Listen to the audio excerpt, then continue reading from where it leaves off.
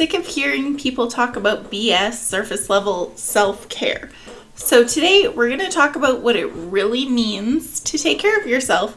And while I do promise that it will be impactful and beneficial for your life, I don't promise that it will be all totally fun to hear. Hi and welcome. I'm Amanda, a busy full-time working mom, and I teach women just like you how to thrive in your feminine energy despite all the masculine demands of your life. And below you'll find a link to sign up for my free weekly newsletter where I share simple tips to activate your feminine energy and help you become more aligned with the newest version of you possible.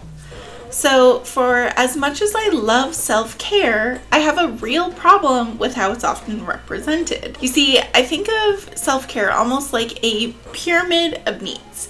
If you're familiar of Maslow's hierarchy of needs, it's kind of like that. And so often the tips or suggestions for self-care that are shared are things that belong at the top of the pyramid. Things that are like the cherry on top of the icing on a cupcake. The metaphorical cupcake being a version of your life where you're already taking care of yourself in the ways that actually matter. The ways that I'm going to discuss today. So when self-care tips are shared that just belong on the very top of that cupcake, in the cherry, if you will, the metaphorical pyramid of self-care needs, they are useless to people who don't even have their icing or the cupcake itself, the foundation. And I think that metaphor got away from me and got a bit out of hand, so I'm gonna move on, but I hope it made a little bit of sense. Now, there's nothing wrong with those top of the pyramid surface level things, but it is a gross misrepresentation of what you actually need to do to care for yourself. You can do all the face masks you want, but it won't matter if you're not getting enough sleep. Your little coffee treat doesn't mean much if you lashed out at the barista for getting your order wrong because you don't know how to regulate your emotions or your nervous system. And you can take all the bubble baths that you want, but it won't matter if you're addicted to doom scrolling and over consuming sugar. Your bubble bath is not actual self-care if while you're in it, you're eating so much ice cream that you make yourself sick and are mindlessly scrolling TikTok for 2 hours. All that means is that you're practicing your bad self-sabotaging habits that are hurting you while submerged in water instead of on the couch as per usual. So today we're talking about what it really means to take care of yourself and what it doesn't mean. We are digging into the actual foundation of self-care, the things that really matter, the things that will really make an impact and truly significantly change your life. So first off, in order to take care of yourself, you must protect your peace. And one of the best ways to do that is by slowing down and simplifying your life. I recently made a video all about that and how it saved my family, so you can check that out if you want when you're done here. But I want to give you a brief overview here because it is so important. Cut out social media, or at least greatly how much of it you consume on a daily basis. And actually reduce all media consumption like YouTube videos, podcasts, the news, even reading news articles and nonfiction books and audiobooks. Because it's more about the stimulation doing harm, not so much the actual content itself. Stop multitasking. Say no to things that you don't actually want to do or on behalf of your family if it's something that you know won't overall serve you as a family. Simplify life management things as much as possible, or better yet, outsource anything that you can and that you don't enjoy doing. Declutter. Do not underestimate the impact that an overwhelming space or things can have on your nervous system. And this one is huge. Avoid people and situations that you know will disrupt your peace. Easier said than done, I know. But it's oftentimes those things that feel impossible to do or avoid that will have the greatest impact on protecting your peace. Obviously, a huge aspect of self-care is to take care of your physical self, your body. Find a form of exercise that you actually love, because the goal here is just to move. It's not to get in the most vigorous and optimized workout, especially if you're a person who's not used to currently working out. And bonus points for exercises that will specifically help to activate your feminine energy. Things like yoga, Pilates, bar, dance, and walks in nature.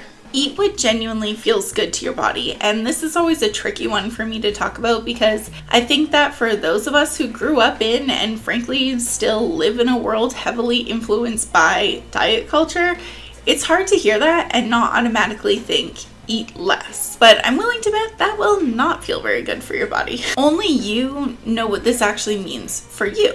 And I'm definitely not saying don't ever eat the cookies. I'm saying have and thoroughly enjoy too, but you don't have to have the whole sleeve because that won't feel very good for your body. But I'm also absolutely not saying only eat bland salads with dried chicken breast and no dressing, because I don't know about you, but that won't make me very happy, my body, mind, or soul. But a salad with healthy fats like avocado and a good dressing, and sure, some chicken breast if it's cooked well, that probably will feel really good to your body. I think you know what I'm saying and what I'm getting at here. Sometimes my analogies can go off the rails, as is evidenced by my cupcake analogy, so I do apologize for that. I think 2 off the rails analogies might be my new record. But I do think that a lot of us have a pretty messed up relationship with food due to diet culture and yo-yo dieting, and have been in cycles of under and then inevitably overeating and don't even know what our bodies truly need anymore. Being mindful of what your body actually needs to function well and being in tune with it while also balancing the pleasure that comes from food, which should also totally be honored, is absolutely a form of self-care. Overindulging is not, but neither is undernourishing your body. And of course, you must prioritize your sleep. And I won't spend much time here because I know it and you know it, and I know that you know that I know it. So just let this be a reminder of what you already know and take action on it. And I will say that if you're chronically undersleeping, you don't even know how much better all of life is when you start prioritizing getting enough of it. You probably already know that you need 7 hours minimum, but ideally more like 8 to 9. So prioritize this and see your life change. The next big piece of true self-care is to make joy a priority. Schedule in time for your hobbies. Maybe you need to try some new hobbies. And if you're thinking to yourself, that would be really nice, but I literally don't have any hobbies. You're not alone and the world is your oyster. Maybe it becomes a goal and a priority for you to find a hobby or a few that you love and are passionate about it, because that's really, really important. You can check out this video I shared recently with a bunch of hobbies that will specifically activate your feminine energy. Make room in your budget for the things that you love to do. If you prioritize spending money on the things that truly make you happy, you will be surprised at how much wiggle room there actually is when you are reallocating funds. And of course, I know that sometimes this is absolutely not the case or not possible, and I want to be sensitive to that. But this is for the people who have the ability to reallocate funds to the things that they really value but currently are not, because it's a twofold benefit. There's also power in eliminating funding things that don't serve you. For example, if you currently eat out as much as the average American, think about how much better you would feel by A, putting that money instead into things like regular spa treatments or higher quality clothes, but also pairing that with B, the benefit of not eating that takeout food anymore. Also prioritize the joy that you get from spending with people that make you happy. Carve out time for dates with your partner and time out with girlfriends. And I know that it takes effort, but it is effort well spent. Now let's talk about boosting your confidence, which goes hand in hand with true self-care, because self-care doesn't mean much if you have a low image of that self. First of all of the things that I've shared so far will naturally boost your confidence, because in doing them, you are truly taking care of yourself in the ways that matter, and that alone will naturally boost your confidence. And this is an obvious one, but do your makeup, style your hair, put on an outfit you love, spray some perfume, or use that lotion that makes you feel sexy, wear cute pajamas to bed regularly, and don't forget about that lingerie in the back of your underwear drawer. I gave a lot of examples because this will differ and look different for everyone, as it should. But the point is to do what feels right for you in order to feel as though you're putting your best foot forward. And don't just reserve feeling sexy and gorgeous for special occasions. A random Tuesday in August is the perfect occasion to go all out. Similarly, but different, find your signature style as far as the particular style, shape, and color of clothing that you not only love and are drawn to, but that you know looks great on you and complements you and your specific body shape and coloring. Determine your non-negotiables and make sure that they're always met. So maybe you don't always need to style your hair every day, but you do need for it to be clean. Or maybe you don't need to do full glam makeup every day, but you have a 2-minute, no matter what, basic makeup routine that you never skip. For me, it's my nails. If my nails aren't done, I feel like a troll. And that doesn't mean that I don't think clean nails are nice or that other people with clean nails look like trolls. It's just my personal non-negotiable because I don't think I have the nail beds or the fingers to make clean, undone nails look nice. I never have. So I make sure that they're always done no matter what, because when they're not, I don't feel very good about myself.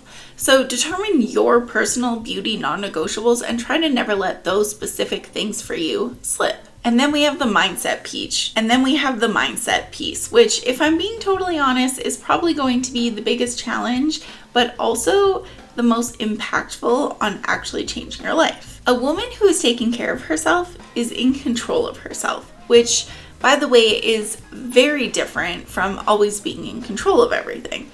But it means being regulated and not losing control of yourself, maintaining poise at all times. And being able to maintain emotional regulation and having a generally positive mindset is key to embodying feminine energy and is at the core of the truest and least sexy version of self-care. If we're talking about the metaphorical self-care pyramid, this is your foundational layer, or the cupcake.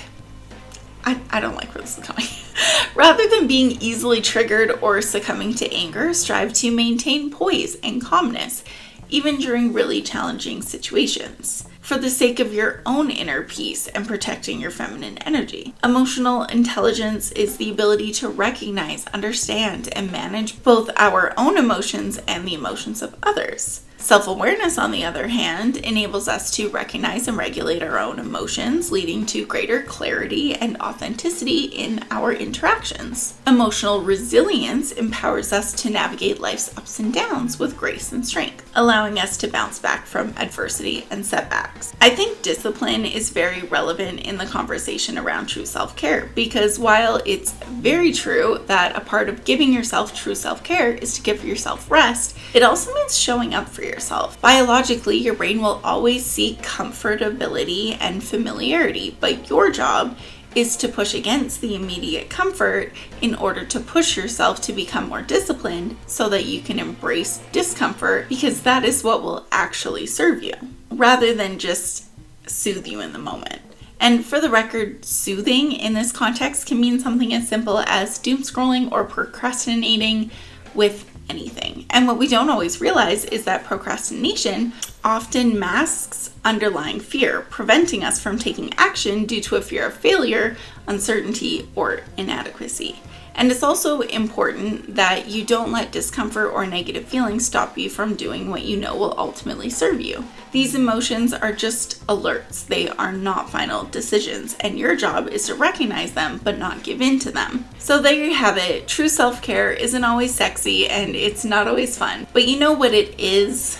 It's important and it's impactful. And once you begin to implement changes like this and start really taking care of yourself beyond the surface level, you will see your life shift into a version that you didn't even realize was possible for you. You've got this and I've got you. Don't forget to check out the description box below and sign up for my free weekly newsletter where I share simple tips to help get you into your feminine energy, encouragement, and really anything under the sun to help make your life easier, more enjoyable, and get you more aligned with yourself. And next, I recommend this video all about how slowing down saved my marriage, my sanity, and my kids' childhoods. Share your favorite true self-care tips in the comments so that way we can all benefit and grow from them. I look forward to talking to you next time, and thank you so much for being here. You can subscribe for more videos about embracing your feminine energy and living the life of your dreams. Stay aligned.